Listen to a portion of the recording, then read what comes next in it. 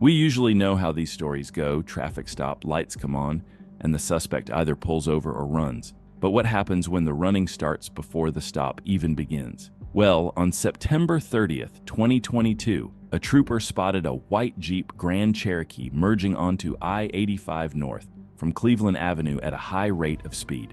The Jeep kept accelerating, weaving through lanes without signaling. The trooper got behind it and clocked the speed at 94 miles per hour in a 55 zone. But before a stop could even be attempted, the driver gunned it, crossing the Gore area and fleeing into the night.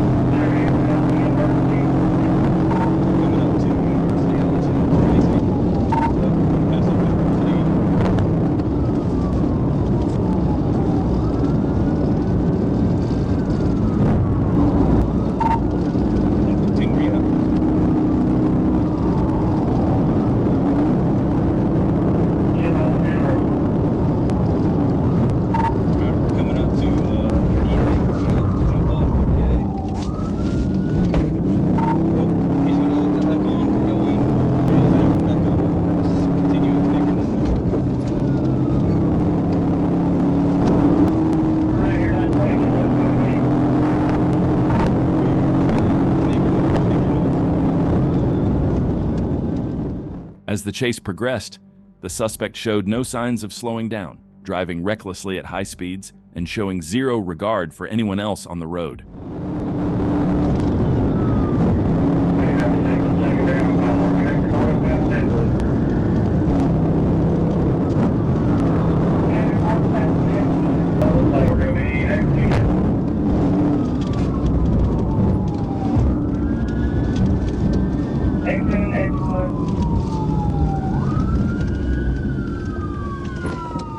As the suspect began to slow down, the passenger suddenly jumped out of the vehicle, and little did he know, that would turn out to be the best decision he has ever made.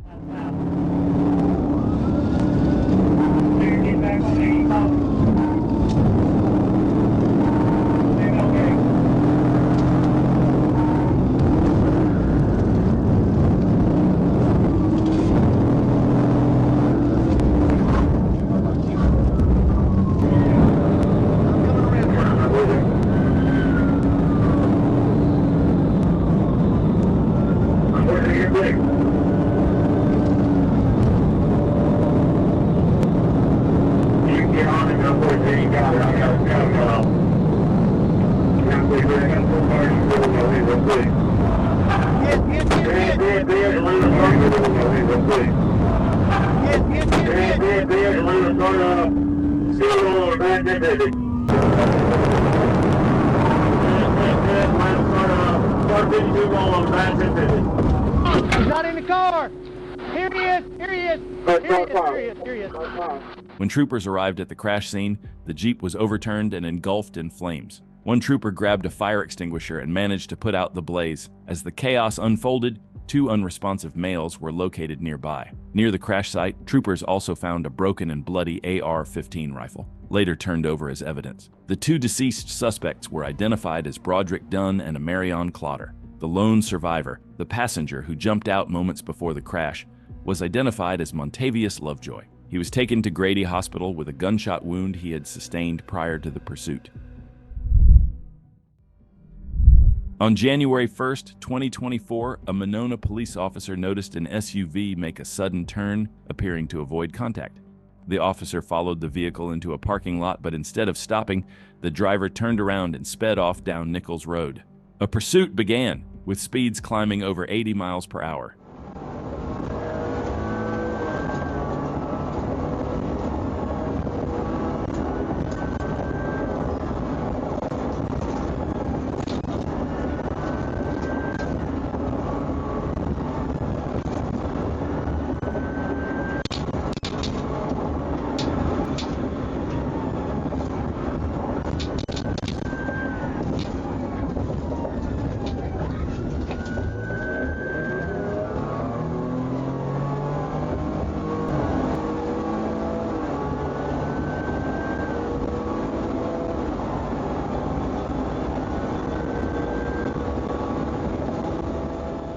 The suspect's reckless driving helped him slip out of the officer's sight. But as they say, you can run, but you can't outrun the radio.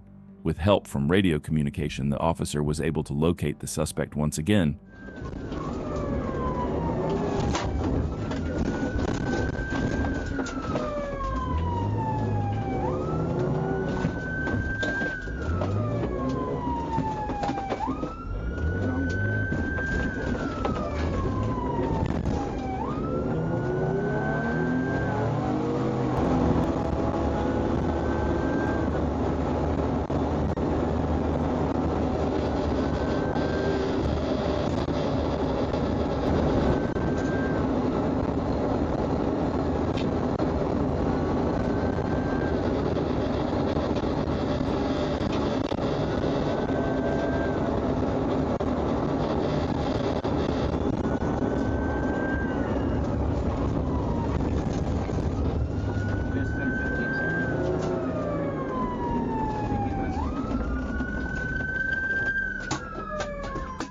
Dane County Sheriff's deputies attempted to stop the SUV with a spike strip, but the effort failed. But seconds later, the SUV blew through a stop sign and slammed into a tree. All three occupants, 30-year-olds Rashad Nelson and Aaron Willis, and 19-year-old Ajaya Rai, were pronounced dead at the scene. None of them were wearing seatbelts.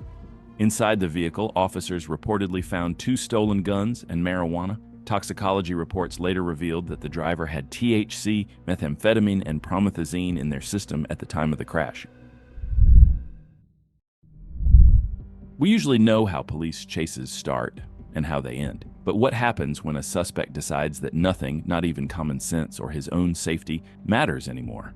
Well, on April 20th, 2019 in Milwaukee, that's exactly what happened. A pursuit began, and this suspect made it clear he was ready to risk it all. No matter the cost, no matter the danger, he was willing to do whatever it took to escape. We're through Burleigh here, still southbound and Sherman. He's hitting traffic. He just hit a vehicle to get a PDO only at Cheevers.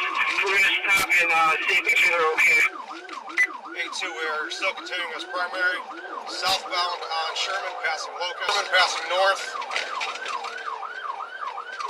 Just caught up in a little bit of traffic here.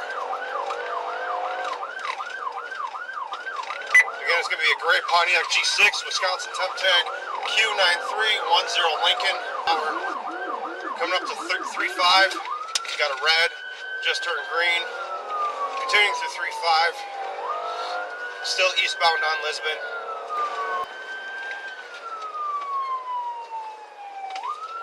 We're secondary. Continuing east on Lisbon, 65 miles an hour. He's getting caught up in traffic here, approaching 17th Street. Through 17th. 30, still secondary. Eastbound on Fond du Lac from Walnut. Speeds are approximately 50 miles an hour. Roads are dry. Traffic is light. The chase quickly spiraled out of control, with the suspect driving like a complete maniac, blowing through traffic, ignoring signals, and putting lives at risk. As the danger escalated, more and more units joined in, trying everything they could to stop this reckless driver before it was too late. Roads are dry. Speeds are approximately 90 miles per hour. Still continuing south on 43. Traffic's light. Roads are dry. Speeds are approximately 90 miles per hour. We're going to be going, stand by here, south on South 5th Street. We're turning around. East on the ramp right now. Again, it's going to be a great two-door party. Still northbound. We're getting caught in a little bit of traffic here. Alright, we're northbound still on I-43. Got to take Q9310 Lincoln. One unknown number occupants due to tense. Reason for the pursuit is going to be reckless driving. This suspect must have played way too much GTA, because nothing else explains the level of insane driving we're seeing here. At this point, you have to wonder, is it even worth the risk for officers to keep chasing? 88 secondary. North Ave. I'll take over broadcast from here, getting off on the North Avenue. exit, we're going to be continuing eastbound and then north on 7th. Continuing east on Clear. coming up to MLK, clear right. So east on Garfield. Clear. Passing MLK, east on Garfield, past MLK. Clear. Okay, past Center, still continuing north on Palmer, coming up to Hadley. DH, take over broadcast. We are passing Locust, continuing northbound. Gray Pontiac G6 two-door, unknown occupants due since. For the pursuit's going to be reckless driving. He's got a Wisconsin temp tag on the back. 19th. North on 19th. Passing Finn Place. Clear all day. Alright, he's got to go east on Lawrence here. We're east on Lawrence from 20th. After all the chaos and high-speed chasing over reckless driving, officers were about to witness exactly what everyone had hoped wouldn't happen. Right, clear. Again, this will be a gray Pontiac G6 two-door. Under occupants due. Oh! Crash! Horse squads.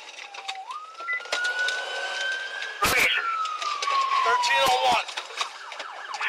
Careful. 13 careful. There's so much hard. As the suspect blew through an intersection, he slammed into another vehicle, causing a horrific crash so graphic we had to blur it out. The chaos didn't stop there. The suspect's vehicle then barreled straight into a house. Miraculously, the innocent driver survived the collision. But the suspect who caused it all was pronounced dead at the scene. And if that wasn't enough, the impact nearly set the house on fire. Thankfully, officers acted fast and managed to extinguish the flames before things got even worse. On June 24, 2024, Arkansas state troopers were in pursuit of a stolen Nissan. The suspect, William Darren Barnett, took off the moment he spotted patrol cars. The chase escalated quickly, prompting a call for backup. That's when we pick up with Trooper Tyler's dash cam footage as he joins the pursuit. Westbound, Proctor. Northbound, no traffic. Just lost the GPS.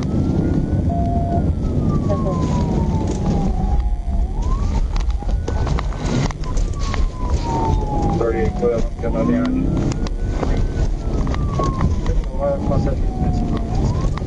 Higher, I believe, passing road, Thayer and Grove. Southbound on Thayer. After the Capitol, southbound on Thayer. Lead 62.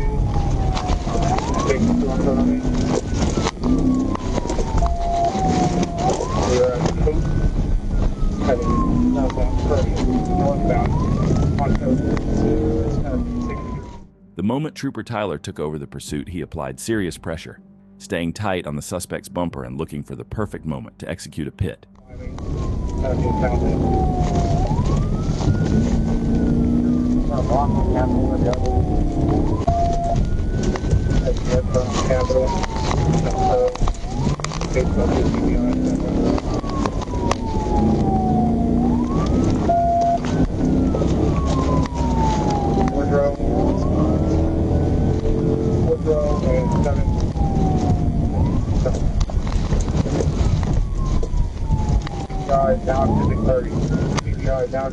Trooper Tyler executed a pit, but things took a turn for the worse. The plan was to push the suspect into a concrete barrier to safely stop the chase. Instead, the suspect's vehicle flew off the bridge and landed upside down on the interstate below. Start at 10-16. We are 671 pounds. Hey, can you see that car that side? Can you see anything over there? With me, Tyler.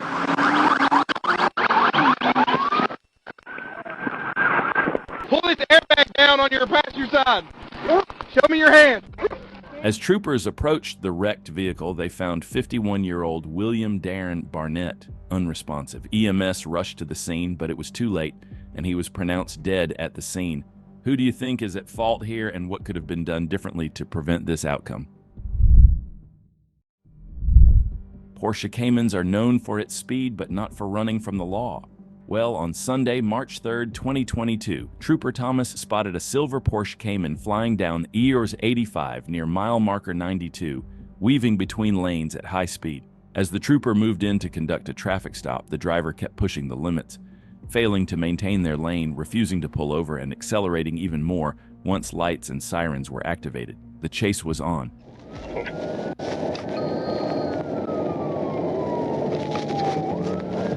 He's going to be a 1080.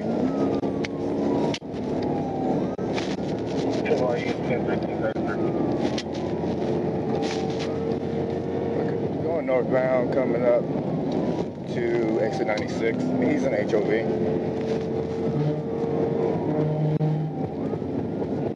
Exit 96.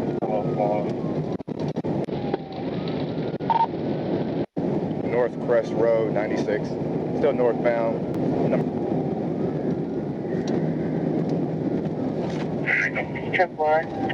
Clear. He's passing 285 at this time. Coming up to exit 99.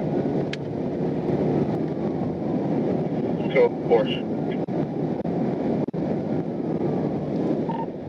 The suspect weaved through traffic at a dangerously high speed and quickly disappeared from the trooper's view. But what Trooper Thomas witnessed just moments later left everyone on the road in complete shock. Looks like he's jumping towards exit 99.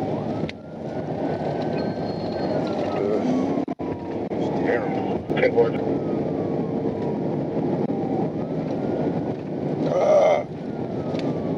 Looks like a 1050, real bad 1050. 1050. Go ahead and start at 52 to 51 as well.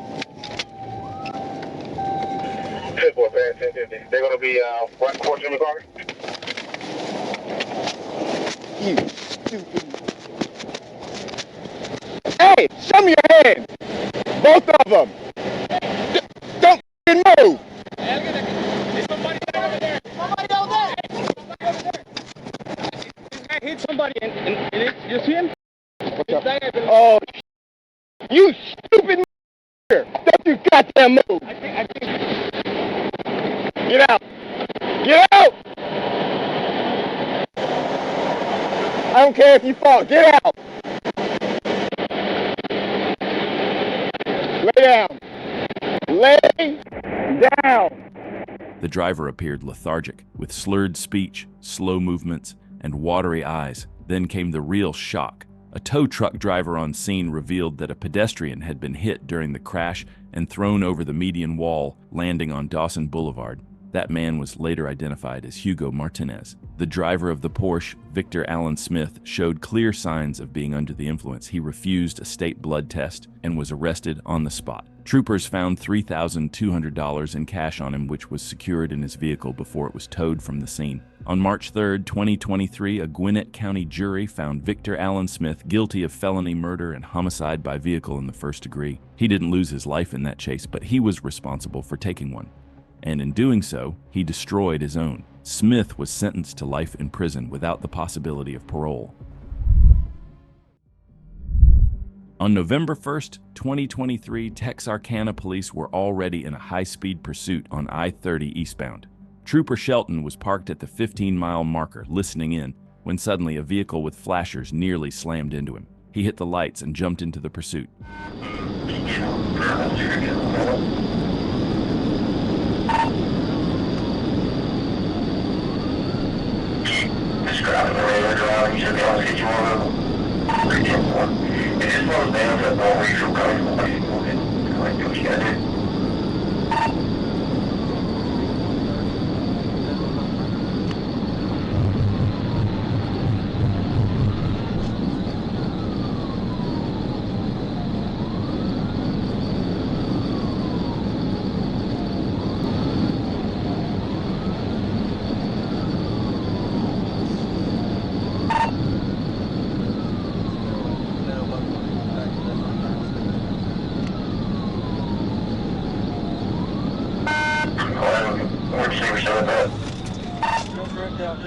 Just wrecked out.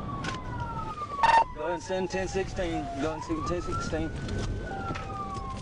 The suspect lost control and crashed into the trees. As Trooper approached, he gave multiple commands for the driver to show his hands. But when he reached the vehicle, it was clear this was bad. The Jeep was mangled and the driver's upper body was slumped over into the passenger seat, showing no signs of life. Then things got worse. A fire had started under the vehicle.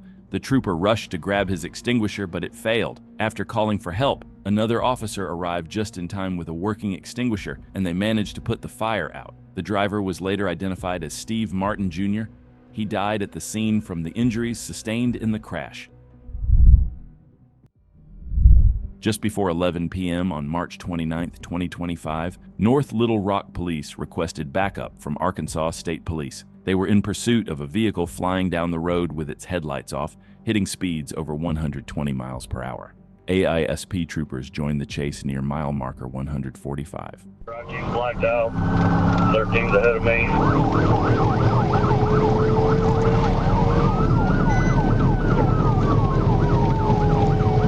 Just past the 144. Speed's over 100.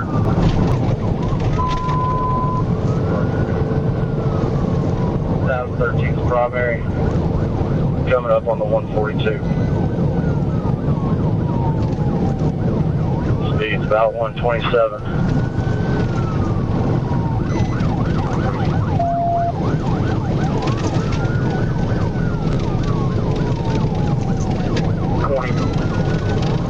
Go ahead and run now.